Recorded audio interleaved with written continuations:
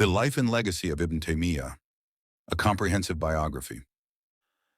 Chapter 1, Roots of a Revolutionary, 1263 to 1284. Birth in the Shadow of the Mongols. On January 22nd, 1263, 10 Rabi al-Awwal, 661 AH, in the fortified city of Harran, a child was born who would challenge the intellectual foundations of the Islamic world. Taqi al-Din Ahmad ibn Taymiyyah entered life as Mongol armies loomed on the horizon. His father, Abd al-Halim ibn Taymiyyah, a respected Hanbali jurist, ensured the family's survival by fleeing to Damascus when Ahmad was 6. A traumatic journey through war-torn landscapes that would forever shape the boy's worldview. Damascus, crucible of learning. The bustling streets of the 13th century Damascus became young Ahmad's classroom. By age 9, he had memorized the entire Quran. At 12, he mastered Ibn Qudama's Al-Umdah, the foundational Hanbali legal text. The city's great libraries exposed him to the complete works of early Hadith scholars, rare theological treatises from Baghdad's former glory, Greek philosophical texts in Arabic translation, early signs of intellectual independence. While studying under Damascus's leading scholars like Ibn Abd al-Daim and Shams al-Din al-Maqdisi, Ahmad began questioning prevailing interpretations. At 17, during a lesson on divine attributes, he stunned his teachers by insisting, "We must accept Allah's descriptions as revealed, without asking how or distorting meanings." This uncompromising stance foreshadowed future conflicts.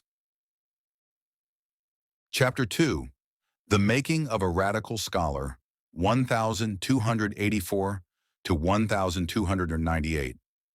First fatwas and early controversies. Appointed a professor at the Umayyad Mosque at just 21, Ibn Taymiyyah's lectures drew crowds and scrutiny. His 1286 fatwa condemning speculative theology, kalam, divided Damascus's scholarly elite. The path of the Salaf is clear.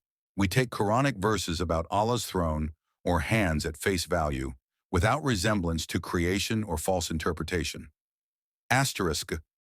Confrontation with Sufi establishments.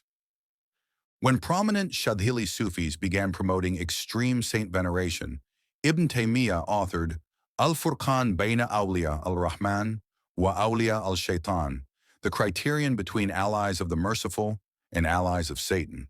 His incendiary conclusion: seeking help from dead saints is major shirk, no different from pagan idolatry. Asterisk. The 1293rd prison crisis.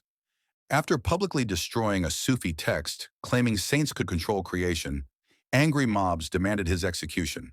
The Mamluk governor, fearing unrest, imprisoned him for 6 months, his first taste of political persecution. Chapter 3, Warrior Scholar, 1299 to 1306. The Mongol menace returns. In 1299, Ghazan Khan's Ilkhanate forces sacked Aleppo. As terrified refugees flooded Damascus, Ibn Taymiyyah issued his historic fatwa. These so-called Muslim Mongols still rule by Yasa law rather than Sharia. Fighting them is obligatory jihad. Star. On the battlefield. Eyewitness accounts describe the 42-year-old scholar leading prayer circles in military camps, distributing handwritten Quran copies to soldiers, personally negotiating prisoner releases after battles. The Siege of Damascus, 1300. When Mongol forces encircled the city, Ibn Taymiyyah famously walked through enemy lines to demand terms, an act of bravery that cemented his popular legend. Chapter 4, The Prison Years, 1306 to 1320. The Cairo Inquisition. Transferred to Cairo's notorious Qalat al-Jabal prison in 1306, Ibn Taymiyyah faced a tribunal of Egyptian scholars. When asked to recant his views on divine attributes, he responded, "I will retract when shown proof from Quran or authentic Sunnah, not the opinions of fallible men." Literary output behind bars.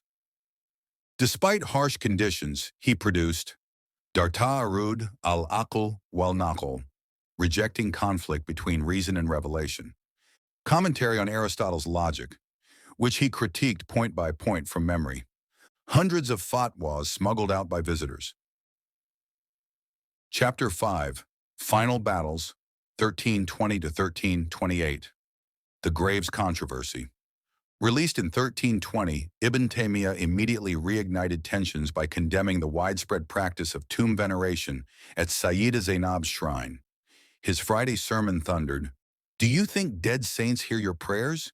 This is the polytheism the Prophet fought against." Asterisk. Last imprisonment and death.